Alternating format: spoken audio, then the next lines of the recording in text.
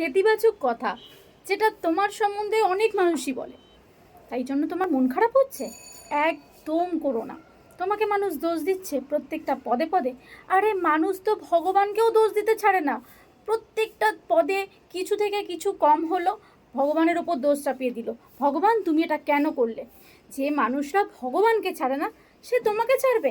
এটা তো আশা করাই উচিত না। তাই নেতিবাচক কথাতে কোনোভাবেই মন খারাপ করো না। ওই কথাগুলো থেকে নিজের কানটাকে বন্ধ রাখো। আর যদি কান বন্ধ না রাখো, যদি শুনতেই হয় তাহলে মুখ বন্ধ রাখো। প্রত্যেকটা মানুষকে ধরে ধরে উত্তর দেওয়ার তোমার কোনো দরকার নেই। আর যদি নেতিবাচক কথার উত্তর তোমাকে দিতেই হয় না, সত্যি বলছি, তার থেকে মূর্খতা আর পৃথিবীতে কিছু হয় না। তাই ওই সমস্ত মানুষের থেকে দূরে থাকো। আর যদি দূরে না থাকতে পারো, তাদের কথাতে কানটাকে বন্ধ রাখো, আর নিজের মুখটাকেও।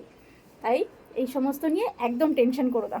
যে যা বলছে তাকে বলতে দাও, কারণ তাতে তার চরিত্র প্রকাশ পাচ্ছে, তোমার নয়।